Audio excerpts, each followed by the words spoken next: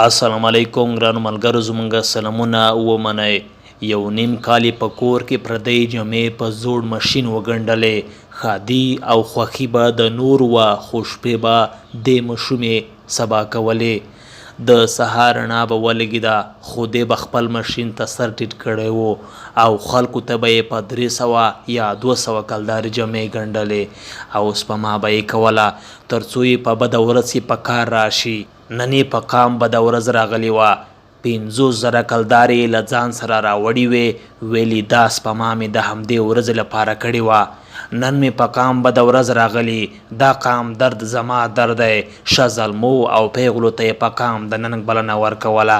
د منظور مایوسه څېرې ته یې په کتلو دا وویل: وخت به راځي چې غاښ د زهرو به خمار نه لري، منصور به ګرځي مستانه ملا بدار نه لري. پام چې وار دې خطا نه شي، مونږ منلې غرغرې دي. مخامه یې د پېښور پر لته راوړ. روژه په خوله په وچ حال کې دا ناره د قام د ښه زلمو او پیغلو سره بدرګه کوله: مونږ ژوند غواړو، مونږ ژوند ته پرېږدئ، نور مو مه وژنئ، نور نو د لښونو د جتولو توان نه لرو، موږ ستړي یو، موږ د آرام دمې ته پرېږدئ.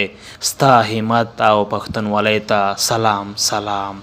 ګرانو ملګرو، که دغه ویډیو او یا نور معلومات تاسو خوښ شوي وي نو ویډیو لایک، شیر او سبسکرایب کړئ. خوشحاله اوسئ.